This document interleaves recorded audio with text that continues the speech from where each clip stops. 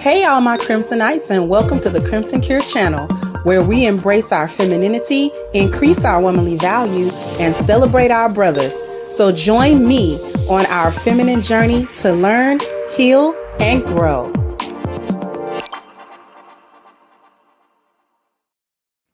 Hey there, my Crimsonites, and welcome to the Crimson Cure channel. I'm your hostess, femininity coach, and author of the Crimson Cure, and this is my perspective. So I want to just take a look at this. It says, since Trump took office for the second time, over 300,000 Black women have left the workforce. The federal government is the largest employer of Black women, which is ironic.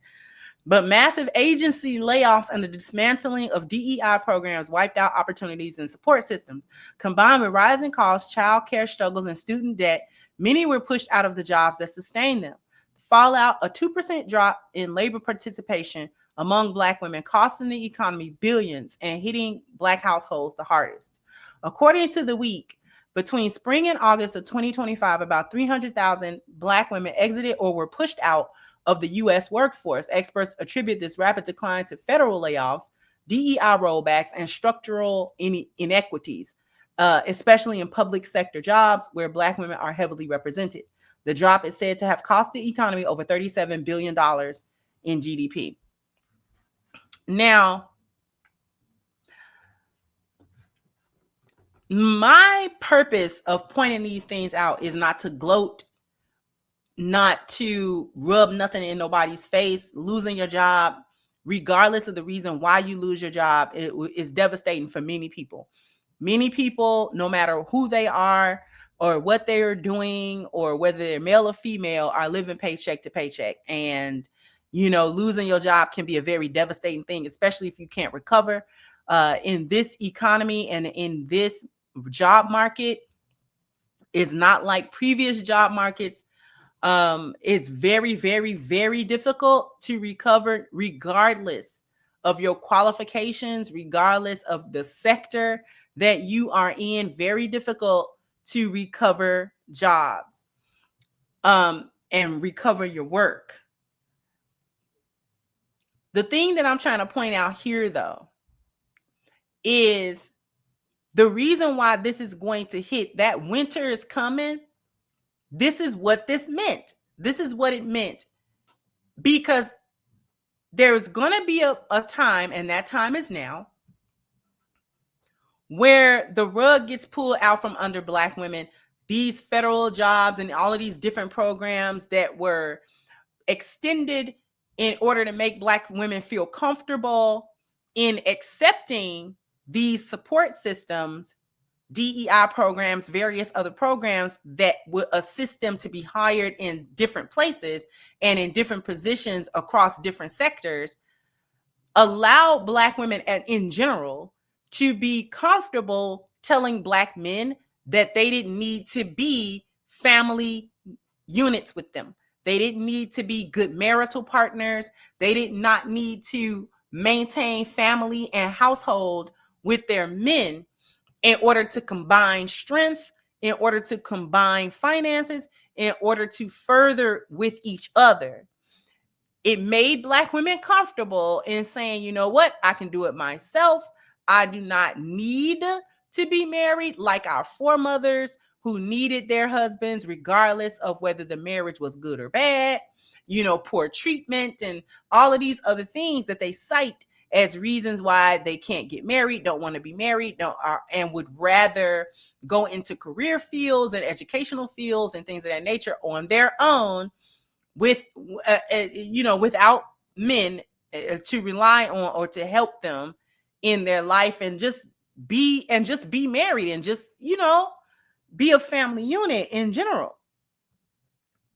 And now the very government that supplied these support platforms that are putting money into these various programs that benefit Black women and that conversely don't benefit Black men and are not conducive to Black people creating families together.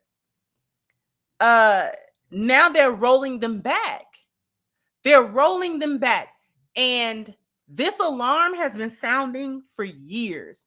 We've been telling Black women, you need to cut out that strong and independent, don't need no man. You need to cut that out, because the support that your enemy is giving you, they are going to take that back, because that's what they do. That's just what they do. And you're going to be lost and turned out because you're burning bridges thinking that you'll never have to cross them again. And once they snatch that rug that they gave you out from under your feet, you're going to look back at all of those burned bridges up in smoke, and you're not going to be able to build new bridges or come back across the ones that you burned. Okay? Because everybody's going to be looking at you and giving you a side eye.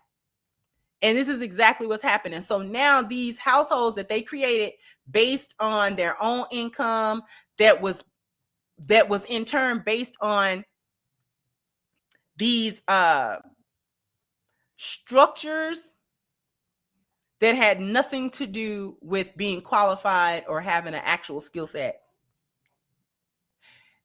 And I don't want people to misconstrue when I say not have an actual skill set and things of that nature. It's not that I think 300,000 Black women were just sitting, taking up space somewhere without zero qualifications for doing what they were doing.